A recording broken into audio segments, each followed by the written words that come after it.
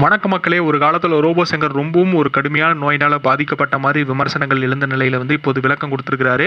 2 வருஷமாக நான் மஞ்சள் காமாலையில் ரொம்ப அவதிப்பட்டேனே சொல்லலாம். அந்த சமயத்தில் 10 நிமிஷம் கூட என்னால் வெயிலே நிற்கவே முடியாது. சரியான நேரத்துக்கு மருந்து வேலைக்கு எடுத்துக்கணும். அது மட்டும் இல்லாமல் பத்திய சாப்பாடு தான் நான் சாப்பிடணுன்னே சொல்லலாம்.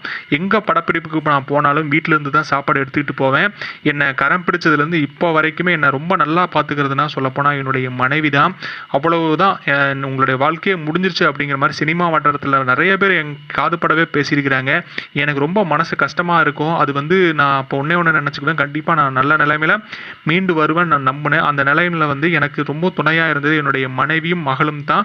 அவங்களுக்கு நான் எப்பவுமே நன்றி கடன் பட்டு இருக்கிறேன். ஏன்னா நான் இருந்த சூழ்நிலை ரொம்ப மோசமான சூழ்நிலை. இப்போ வரைக்குமே நான் அதுக்காக டேப்லெட் எடுத்துக்கிட்டு தான் வந்துட்டு இருக்கிறேன்.